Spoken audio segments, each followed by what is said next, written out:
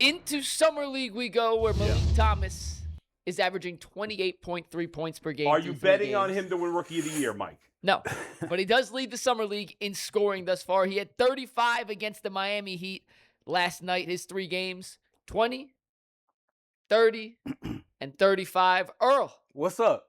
What do you make so far of Meleek Thomas and his outrageous scoring output through the first 3 Summer League games? Well, we're going to start calling him MT15. I feel like when you got 85 points through 3 Summer League games, you automatically get a nickname? You've already earned a nickname. All right. So that's MT15. But no, I mean, it's fun as a Cavs fan. It's exciting to see. I think that, when he was drafted, that was the guy who had the most raw, pure talent on the board. A guy that I didn't really understand and pick as far as team need versus fit. But when I look at Meleek Thomas, I'm not really expecting much production or contribution from him this year, because the Cavaliers is a championship ready-made team, in my opinion, a team that's right there, competing for that. But man, it would feel good in a couple years to feel like, we got a rising star, a guy that's next up. And I think with this Cavaliers organization, a team that's been known for player development, I'm excited to see Meleek Thomas. I mean, he's a certified bucket getter. You had a conversation with him. I think he came off very confident in his ability. He seems to be a student of the game. I mean, his head coach said should have been a lottery pick and people slept on him. So it's exciting to see him go crazy in Summer League. I'm not expecting him to score 85 points through 3 games, though, once the regular season starts. Jason? It's a depth play. Is it meaningful to you at all that he does anything in Summer League? I'd rather him look good than bad. Okay. So, yeah. I mean, if you don't look good in the Summer League, that's a problem. Right, but does looking good, it doesn't always meaningful? Translate. It doesn't always translate, but it can. I don't mean to be a negative Nancy. I just don't want to get overly excited about a guy. You have a right to be skeptical. I mean, listen, he's not playing rotation minutes this year. Right. Unless something weird happens, he's not here for this year. He's a piece that, you're hoping to develop. Look where Jalen Tyson was drafted and what he did as a rookie. He played. Yeah. But that team was not quite where this team is now, or where you expect this team to be, especially maybe by the end And he of didn't this play week. in the playoffs. No, but last year he made a leap. Yeah. And now I'm curious to see, again, I'm not expecting Tyrese Proctor to play a big rotation minutes this year, but he might.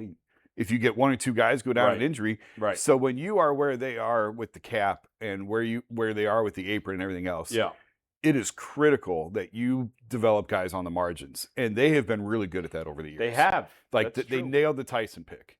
And we'll see with Proctor, but certainly you have to like what you've seen so far with Meleek Thomas. You got to like what you've seen so far in a small sample size. But if you can develop these guys on the margins, it goes a long way. And when you are so top heavy on the roster financially, it's huge to be able to develop depth pieces like that. Mike, let me ask you, is he playing against guys that are going to play in the NBA or guys that are playing in the G League? It's the same situation as the Cavs. They have Naquan Tomlin is playing with him. Right. And then it's a lot of guys that'll be in the G League. I mean, they've had Craig Porter Jr. had a good summer league. Sam Merrill's had good summer league. Yeah. So it can translate of what you see in Vegas. Again, you're not asking this guy to come in and start 60 games next year and average double digits in points, but it's a guy sort of like the Merrill of, I mean, look what Sam bloomed into and turned into. Now, he bounced around the league for a number of years. He wasn't a rookie coming straight in the NBA, but, you're trying to find value in overlooked places when you are spending the type of money that they're spending. Jason's 100% right on this one, and then I'll let you go, Bo. Right.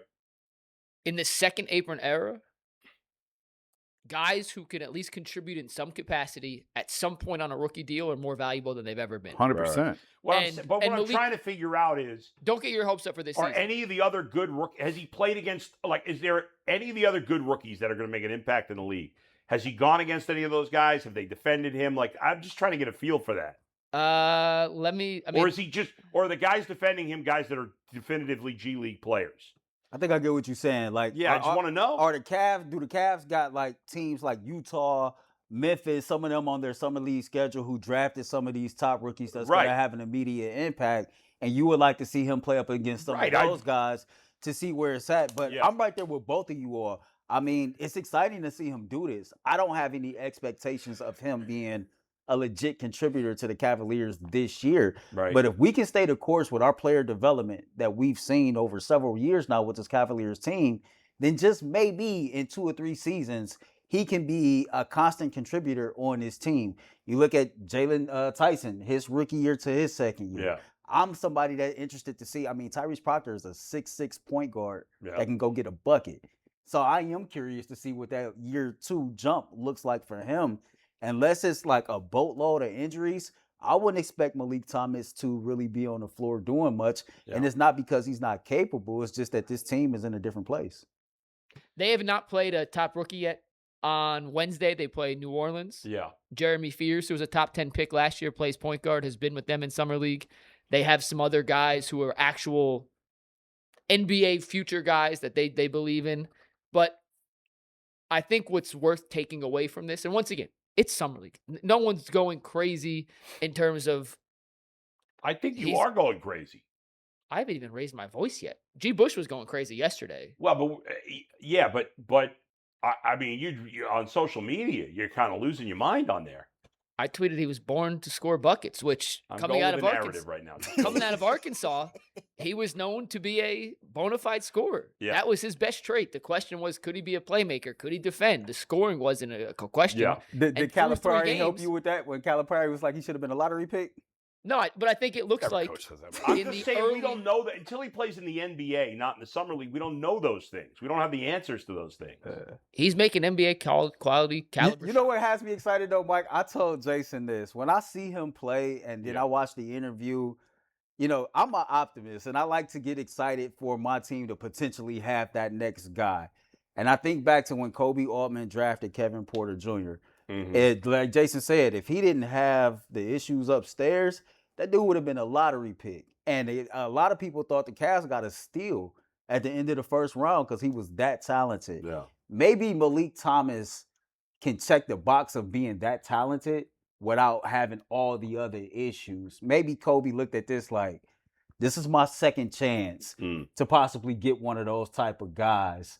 And maybe he's learned a player profile to go after and not go after because everybody thought, I mean, they traded up and gave a cash value to draft Kevin Porter Jr. Kobe said the minute after they drafted him, we could have went with a more NBA ready prospect here, or we could take a guy we think could someday really contribute. Why did he drop?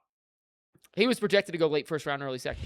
So why was he not? If Calipari, obviously he's coach, he's going to say these things, but why was he not a higher pick? What's the biggest? Defensively, still needs a lot of work. As a playmaker, he catches and shoots. Like he's a score first mentality guy. He's passed the ball probably. So he's a one-trick pony. He's actually had a couple really nice plays in terms of playmaking in the first 3 Summer League games. Yesterday, Miami tried stunting at him, and he hit Malachi Branham in the corner twice for an open 3. And then when they didn't stun at him, he did a little pump fake to the corner, went with the floater. But he was a 19-year-old kid with high upside, had a good freshman year, was outshadowed at Arkansas by Darius Acuff, who went 7th. And this was also an incredibly deep point guard draft. Yeah.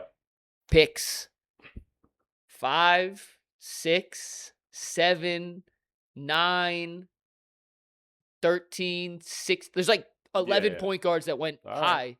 He was just kind of a casualty. And they must really like him because they obviously didn't need a point guard, and yet they saw something special in him.